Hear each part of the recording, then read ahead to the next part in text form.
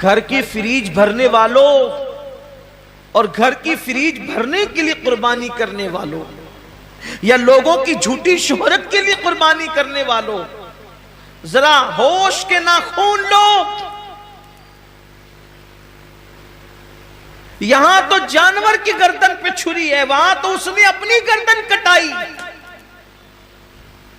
اللہ فرمائے گا تو جھوٹا ہے، بہادر کہلانے کے لیے شہید ہوا تھا، جس کے لیے تو نے یہ کام کیا تھا جا کے ان سے صلہ حاصل کر، آج تیرے لیے میرے پاس کچھ نہیں ہے۔ اور اللہ فرشتوں سے کہے گا اس بدبخت کو گھسیٹ کر کے جہنم میں لے جاؤ۔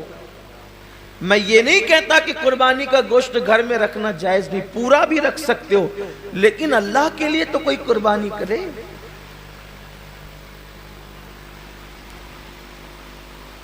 قربانی کا جانور آنے کے بعد خود ہی سے بتاتے پھرتے ہو کہ اتنے کا لائے اور اتنے کا لائے، پوچھا کس نے تھا اتنے کا لائے ہو؟ اور کتنے کا بھی لائے ہو اس کو پسند آ جائے تو کامیاب ہے، ورنہ اور گوشت کی سوا کیا ہے۔ قربانی جسے کہا جاتا ہے یہ حضرت ابو الانبیاء سیدنا ابراہیم علیہ السلام کی سنت ہے۔ ویسے تو جب سے اللہ تعالیٰ نے حضرت انسان کو پیدا کیا ہے اسی دن سے قربانی کا سلسلہ ہے، اور یہ جو قربانی ہے گویا کہ یہ بندوں کا امتحان ہے، اللہ کی طرف سے بندوں کا امتحان ہے کہ بندہ جان، مال اور اولاد میں ان سے زیادہ پیار کرتا ہے یا مجھ سے زیادہ پیار کرتا ہے۔ یہ امتحان ہے اللہ کی طرف سے، آزمائش ہے۔ قربانی کے متعلق سوال ہوا جب اللہ کے رسول صلی اللہ علیہ وآلہ وسلم سے کہ یا رسول اللہ صلی اللہ علیہ وآلہ وسلم یہ قربانی کیا ہے؟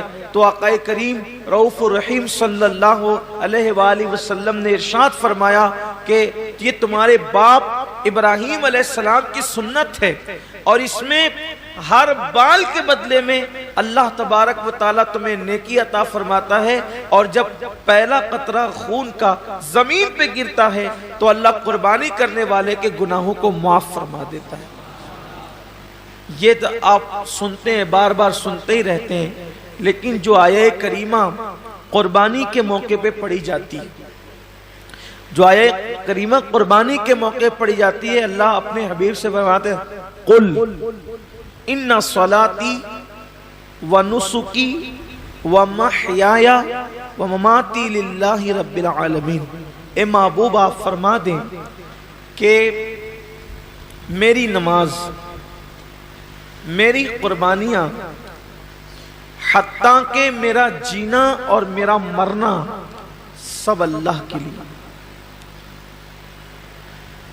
اصل بات یہ آتی ہے اس دور میں کہ قربانی اللہ کے لیے ہونا چاہیے، قربانی بلکہ قربانی ہی نہیں، ہر کام اللہ کے لیے ہونا چاہیے۔ لیکن کل تک شادیوں میں دکھاوا تھا،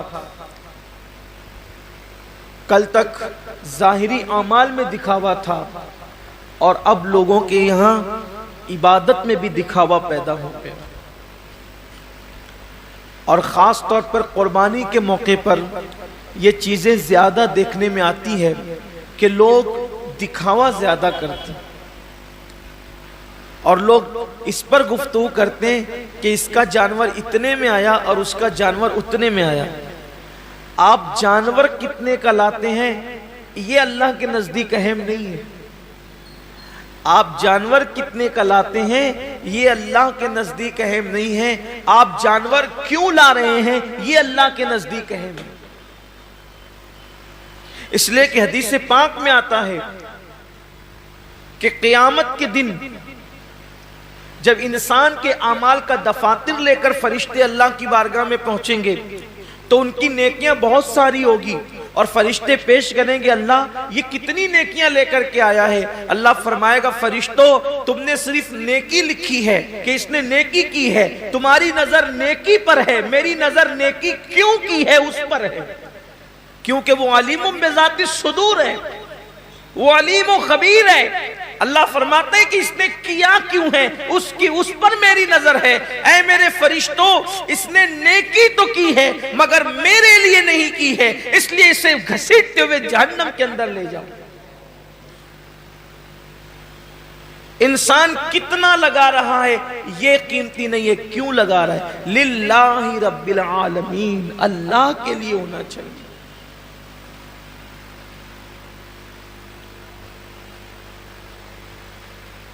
ایک مقام پر قرآن کہتا ہے کہ اللہ کے بارگاہ میں تمہارا خون اور گوشت نہیں پہنچتا قربانی کا۔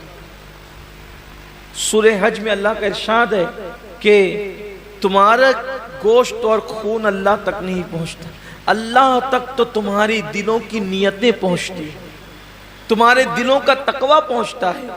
میرے پیارے آقا صلی اللہ علیہ وسلم کے پیارے دیوانوں، آج کل قربانی اللہ ماشاءاللہ اس لیے بھی لوگ کرتے ہیں کہ گوشت کھانے ملے گا۔ گوشت تو ملنا ہی ملنا ہے، گوشت نے جانا کہاں ہے؟ گوشت جائے گا کہاں؟ گوشت تو کھانے، لیکن نیت تو اچھی کرو۔ ہمارے بزرگوں نے فرمایا کہ اعمال سیکھنے سے پہلے اعمال کی نیت سیکھا کرو، اس لیے کہ مومن کی نیت اس کے عمل سے افضل ہے۔ نیت المؤمن خیر من عملہ، مومن کی نیت اس کے عمل سے افضل ہے۔ آپ نے کبھی سوچا کہ ایک کافر 20 سال کفر کر رہا ہے، پھر بھی وہ قیامت تک جہنم میں، 20 سال ہی نہیں بلکہ سال بھر بھی کفر کرے تو بھی جہنم میں، 6 مہینہ بھی کافر رہے تو بھی جہنم، اسی حالت پہ مرا تو جہنم میں، ایک دن بھی کفر کیا اور وہ کفر پہ مرا تو جہنم میں کیوں ہے؟ اور مومن ایک دن مومن ہے اور ایمان پہ خاتمہ ہوا تو جنت میں کیوں ہے؟ عمل کی وجہ سے نہیں بلکہ نیت کی وجہ سے۔ کافر کفر پر اس لیے مرا کہ جب تک زندہ رہتا کفر پر رہتا، اس لیے ہمیشہ جہنم میں نیت کی وجہ سے، اور مومن جنت میں اس لیے ہے کہ جب تک دنیا میں رہتا ایمان پر رہتا، ایمان پر رہنے کی نیت اس کو ہمیشہ جنت میں رکھ رہی ہے۔ یہ انسان کی نیت کی اہمیت ہے، یہ انسان کی نیت کی اہمیت ہے کہ رہا تو ایک دن ایمان پر مگر نیت بھی ہمیشہ ایمان پر رہے گا، اس لیے ہمیشہ کی ایمان پر رہنے کی نیت اس کو ہمیشہ جنت میں رکھے گی، اور اس کو ہمیشہ کفر پر رہنے کی نیت اس کو ہمیشہ جہنم کے اندر رکھے گی۔ پتہ چلا کہ نیتوں پر اجر ملتا ہے۔ تو آج مومنوں کو، مسلمانوں کو نیت درست کرنے کی، جانور خریدو تو کتنا گوشت نکلے گا یہ دیکھ کر مت خریدو، بلکہ یہ اللہ کے نزدیک قبول ہوگا یا نہیں قبول ہوگا یہ دیکھ کر کے خریدو۔ آج گوشت ہی سب کچھ ہو گیا، اس لیے قربانی کی جو برکتیں ملنی چاہیے وہ برکتیں نصیب نہیں ہو رہی ہیں۔ آج میں تھوڑا سا اس پر گفتگو کرنا چاہتا ہوں نیت پر۔ نیت کا بڑا عمل دخل ہے، جیسی نیت ہوگی، آپ نے سنا ہوگا جیسی نیت ہوگی ویسی برکت ہو۔ اور صرف قربانی ہی نہیں بلکہ سیکھ لیجئے کہ جو بھی عمل کرو اس میں نیت اچھی رکھو، اللہ کے لیے کرو، اللہ کو راضی کرنے کے لیے، کوئی اور نیت نہ ہو، خدا کی رضا ہو، رضا الہی کے لیے۔ حدیث پاک میں آتا ہے کہ بنی اسرائیل میں ایک شخص تھا، وہ راستے سے جا رہا تھا، اس نے راستے سے جاتے ہوئے ایک ٹیلا دیکھا، تو لوگ شاید محتاج تھے اس دور کے یا اس علاقے کے، اس نے سوچا کہ کاش اگر میرے پاس ٹیلے جتنا سونا ہوتا تو میں محتاجوں میں تقسیم کر دیتا۔ یعنی اس نے دل میں نیت کی، بس اللہ نے اس دور کے نبی پہ وحی فرمائی، اس سے کہہ دو کہ یہ ٹیلا سونا خیرات کرنے کا ثواب پا چکا،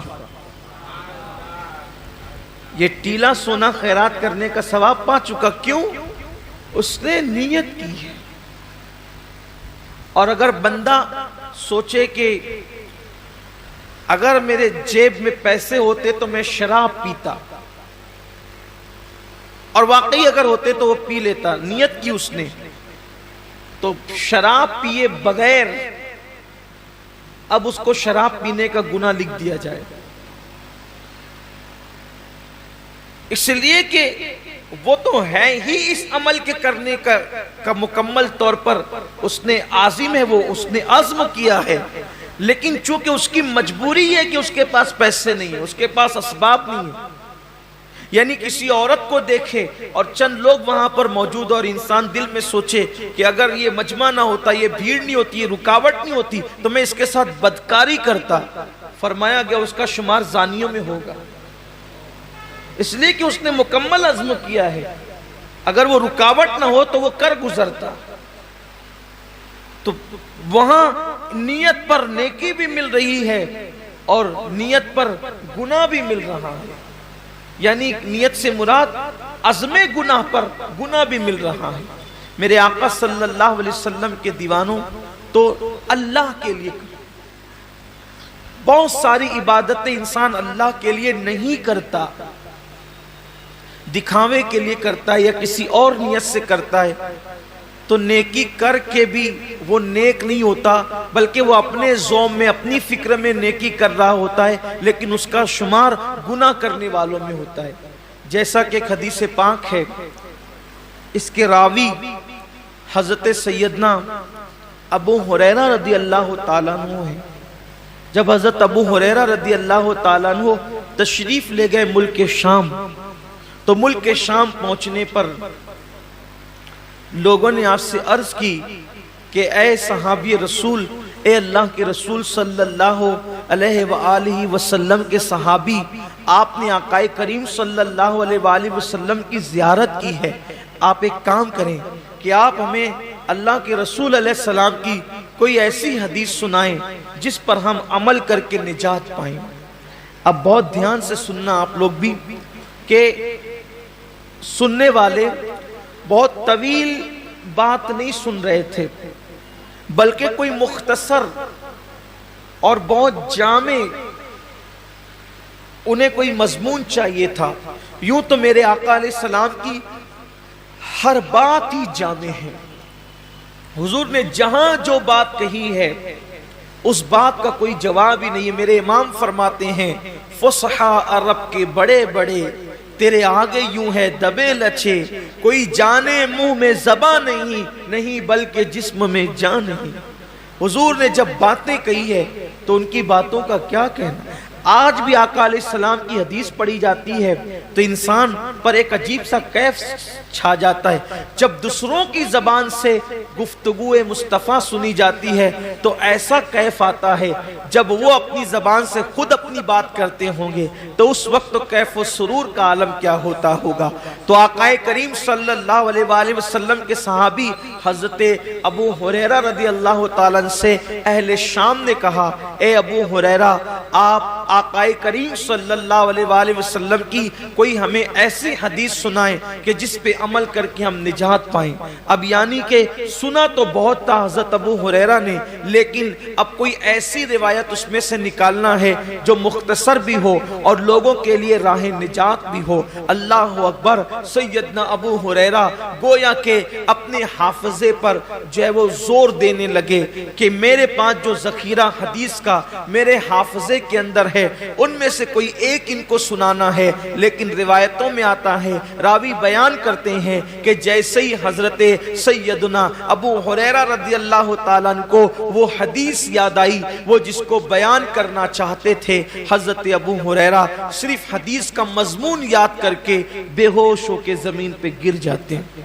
امام غزالی رحمت اللہ علیہ لکھتے ہیں کہ مضمون حدیث یاد کر کے حضرت ابو ہریرہ زمین پہ گر گئے۔ جب آپ کو ہوش آیا لوگوں نے پوچھا اے ابو ہریرہ کیا بات ہے؟ حضرت ابو ہریرہ فرماتے ہیں جس حدیث کو سننے کی تم بات کرتے ہو اس کا مضمون میرے ذہن میں آیا تو اسی لیے مجھ پر غشی طاری ہو گئی، اور پھر اب حضرت سیدنا ابو ہریرہ رضی اللہ تبارک و تعالی عنہ حدیث بیان کرتے ہیں۔ حضرت ابو ہریرہ رضی اللہ تعالیٰ عنہ فرماتے ہیں اے اہل شام تم میرے نبی کا فرمان سننا چاہتے ہو تو سنو، قیامت کے دن کے بارے میں ہم سب کے آقا و مولا مصطفیٰ جان رحمت صلی اللہ علیہ وآلہ وسلم نے فرمایا کہ سب سے پہلے قیامت کے دن اللہ تعالیٰ 3 لوگوں کا حساب لے گا۔ قیامت کے دن سب سے پہلے کتنوں کا حساب ہوگا؟ 3 لوگوں کا۔ اور اللہ کے رسول علیہ السلام نے فرمایا کہ شہید جو شہید ہوا تھا، یعنی جس نے جام شہادت نوش کیا تھا، شہادت سے بڑھ کر کوئی عمل ہو سکتا ہے؟ اس لیے کہ شہید وہ ہوتا ہے جس نے اپنی جان اللہ کے لیے ختم کر دی،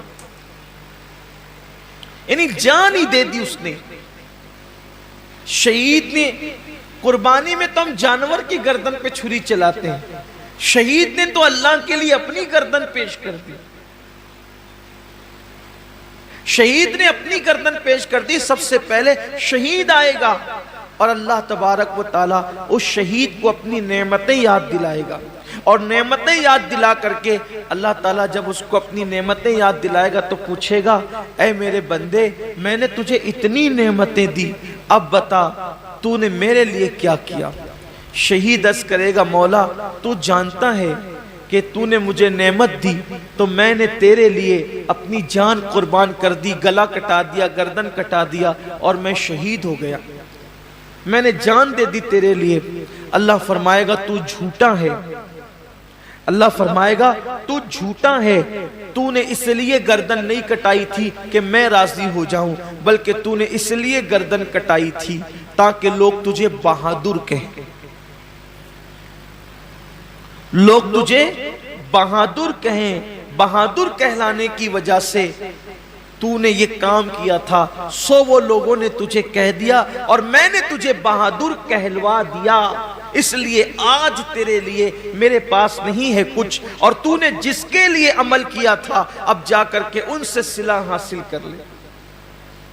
گھر کی فریج بھرنے والوں اور گھر کی فریج بھرنے کے لیے قربانی کرنے والوں، یا لوگوں کی جھوٹی شہرت کے لیے قربانی کرنے والوں، ذرا ہوش کے ناخون لو۔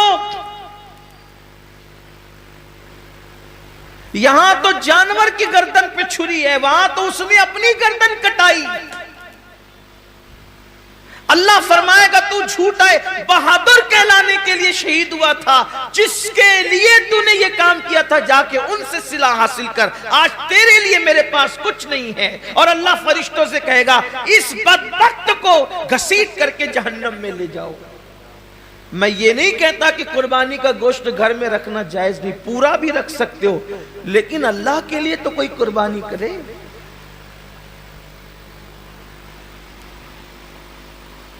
قربانی کا جانور آنے کے بعد خود ہی سے بتاتے پھرتے ہو کہ اتنے کا لائے اور اتنے کا لائے، پوچھا کس نے تھا اتنے کا لائے ہو؟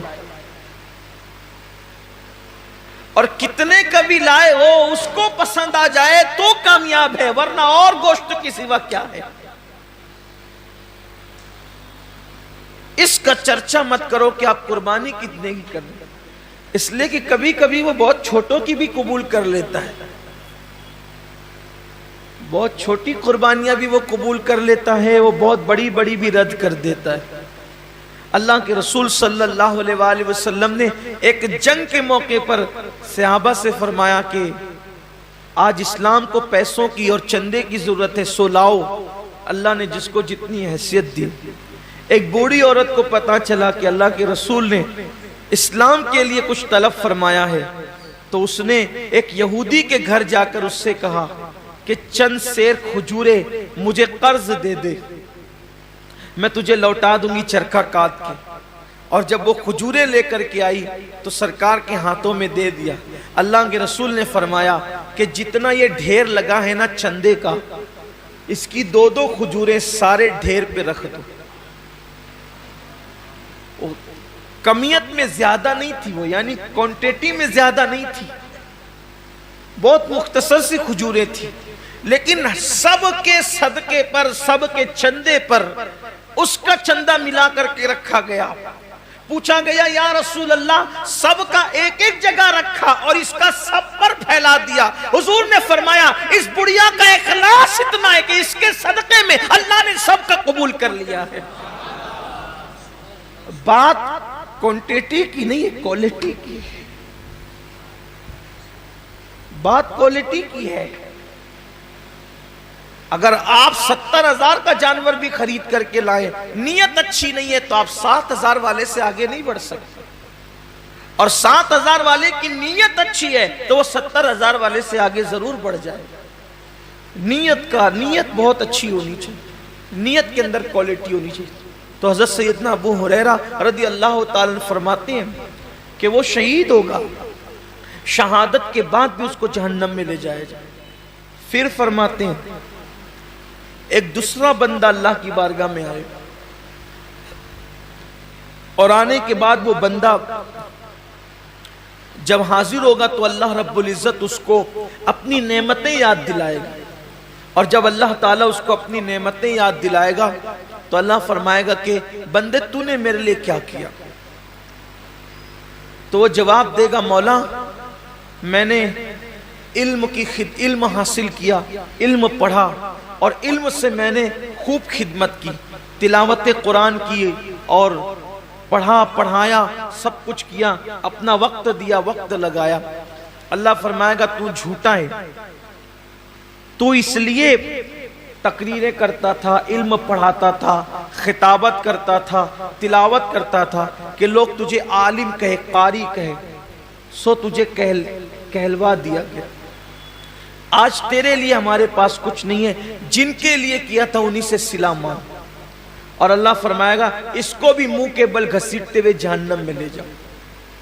یعنی جس نے علم پڑھایا تھا، رات رات بھر مطالعہ کیا تھا، دن دن بھر لوگوں کے درمیان جا کر کے علوم حاصل کیے تھے، علم حاصل کیا تھا، لوگوں کے پاس سیکھا بھی تھا، سکھایا بھی تھا، تلاوتیں بھی کی تھی، لیکن اس کو وہاں کوئی صلہ نہیں ملے گا، اس لیے کہ اللہ کی رضا نہیں تھی، نیت اچھی نہیں تھی.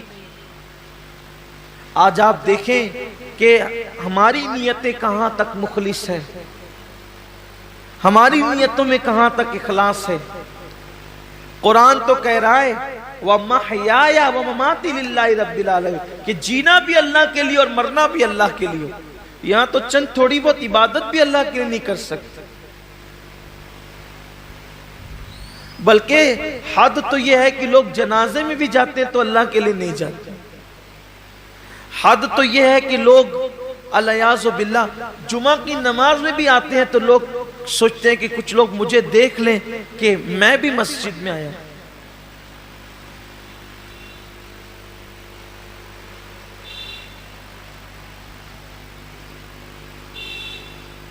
میں بھی عیدگاہ میں آیا ہوں، میں بھی حج کے لیے جا رہا ہوں، میں بھی عمرہ کے لیے جا رہا ہوں، قربانی میں بھی کر رہا ہوں، روزے میں بھی رکھ رہا ہوں، وظیفے میں بھی پڑھ رہا ہوں.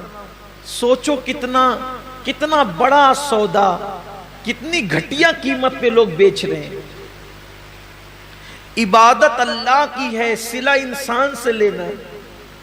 اور انسان کی اوقات کیا ہے کہ انسان کسی انسان کو صلہ دے سکے. اللہ کی عزت کی قسم، ایک مرتبہ لفظ اللہ کہنے کا صلہ پوری کائنات نہیں ہو سکتی. اس کا نام زبان پر آیا، اس کا صلہ کائنات کی تمام نعمت نہیں ہو سکتی. اللہ کی عبادت کا صلہ اللہ کے سوا کوئی نہیں دے سکتا. تو بندوں کو چاہیے کہ بندے جب اللہ کی عبادت کریں تو نیت خالص کریں اور سوچے کہ بس اللہ مجھ سے راضی ہو جائے. اسی لیے تو جنگ تبوک کے اندر جن صحابہ نے شرکت کی، جنگ تبوک کے اندر جو صحابہ شریک ہوئے تھے ان کو جیش الاسرت کہا جاتا ہے، تنگی والے فوجی۔ بلکہ وہ تنگی کا حال یہ تھا جنگ تبوک کے اندر، مورخین نے یہاں تک لکھا ہے کہ ایک ایک کھجور کو 8 مجاہدین استعمال کرتے تھے۔ سیدنا فاروق اعظم کے حوالے سے بیان ہوتا ہے کہ وہ ان کی باری جب آتی تھی کھجور کھانے کی تو چوس کر کے دوسرے کو دے دیتے تھے، کھاتے نہیں تھے کہ ایک کھجور نے تو 8 لوگوں نے استعمال کرنا ہے تو آخر ملے گا کتنا، تو چوس کے دے دیتے تھے اور پانی پہ اکتفا کرتے تھے۔ سفر لمبا، فوجی زیادہ، تنگی ہے، حتیٰ کہ جانوروں کو باندھنے کے لیے رسیاں نہ تھی تو کچھ خواتین نے اپنی چوٹیاں بھی کاٹ کر کے دے دی کہ اس بالوں کی رسی بنا کر کے جانور کو باندھ دینا۔ یہی وہ جنگ ہے جس میں صدیق اکبر نے پورا مال لا کے دیا، حضرت فاروق اعظم نے آدھا مال لا کر کے دیا۔ بڑی تفصیل ہے جنگ، بہت دشواری والا سفر تھا جنگ تبوک کا۔ ایک صحابی نے اپنے ساتھیوں کو بتایا، توجہ کریں صحابہ کا اخلاص، ایک صحابی نے اپنے ساتھیوں کو بتایا کہ جب اللہ کے رسول کے ساتھ تبوک میں چلے تھے تو بہت دشواریاں تھی، سفر میں جگہ جگہ کٹھنائیاں تھی۔ یہ تو ان کی زبان سے نکل گیا سفر تبوک کی مشکلات، لیکن اسی بتانے پر پوری زندگی روتے تھے کہ میں نے کیوں بتایا، سفر تبوک کی مشکلات کیوں بتایا، سفر تبوک کی تکلیفیں کیوں بتایا، سفر تبوک کی مصیبتیں کیوں بتایا۔ لوگ کہتے ہیں آپ نے لوگوں کی ترغیب کے لیے بتا دیا کہ ہم نے اتنی مصیبتیں اٹھائی سفر تبوک میں تاکہ لوگوں کو بھی جذبہ پیدا ہو کہ وہ دین کی راہ میں تکلیفیں اٹھائیں۔ فرماتے ہیں میں اس پر ڈرتا ہوں کہ میں نے جو سفر تبوک کی تکلیفیں بتائی ہے اللہ مجھ سے ناراض ہو کر کے میرا وہ سفر رد نہ کر دے اور اس کا اجر اللہ تعالیٰ ضائع نہ کر دے۔ یہ ان کا اخلاص تھا، یعنی اللہ کی راہ میں وہ جو مصیبتیں اٹھاتے تھے اس کو بھی کسی سے بیان کرنے کو خلاف ادب تصور کرتے تھے۔ اللہ کے لیے جو کیا وہ اس کو چھپانا ہی چاہتے تھے، اللہ کے لیے جو کیا وہ اس کو پردے ہی میں ڈالنا چاہتے تھے تاکہ ان کا اجر ضائع نہ ہو۔ اور یہاں تو حال یہ ہے کہ کیا اللہ کے لیے ہے اور اس کی تشہیر تو ہونی چاہیے۔ ابھی آپ دیکھیے گا کہ قربانیوں کے جانوروں کی تصویریں بھی واٹس ایپ پر آئے گی،